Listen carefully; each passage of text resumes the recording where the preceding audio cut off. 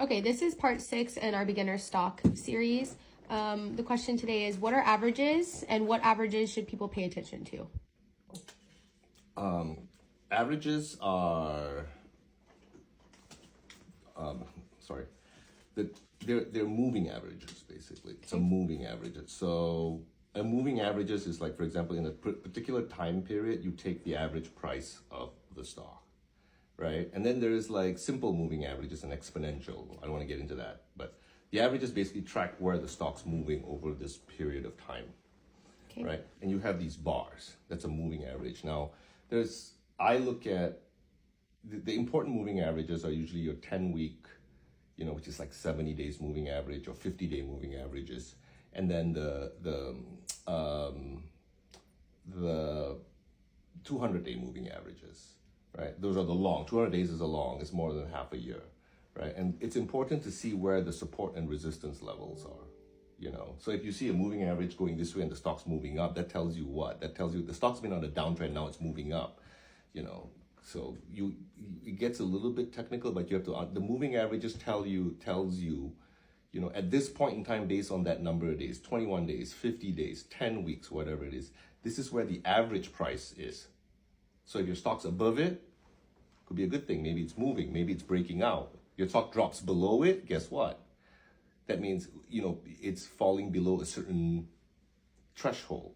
So you use moving averages for support. So the stock, What do you mean by support? Support, okay, so you have support and resistance, right? Mm-hmm. So traders usually look at support and resistance. A support is when the stock drops to a certain price, and the idea behind it is institutional investors who own the stock come in and buy it and bring it back up again. So it's a support, it's like a floor, you can't break it. Okay. Right? And the resistance is it tries to go up past that price, that moving it, and it doesn't, So usually it's for a support. I look at it, I'm a long person, so I look at it as support. So usually a 10-day or 21-day or a 50-day.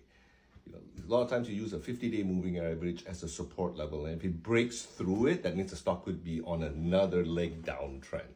It's usually a sell signal. I price all my stop losses based on moving averages most of the time, basically.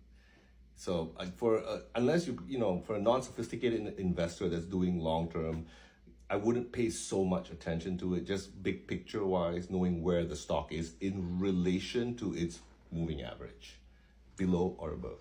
You never want to go and buy a stock, at least for me, below its like 50-day or 20, its 50-day moving average or its 10-week line. You don't want to, because you don't know whether it's going to keep falling. That was its prior support. So if a stock is trading above it and you see a turn above the a particular moving average, that could be a good sign that there's accumulation. Accumulation meaning people are buying it, driving the price up, basically. So it's more of a trading way of timing an entry or timing a sale. It's not so much as the general definition of investing. You kind of buy something, forget about it. You don't care about the moving averages, but I still think you should look at them to understand where you are entering or exiting a stock in relation to its price based on those averages. 21, 50, and 10 weeks, what I look at.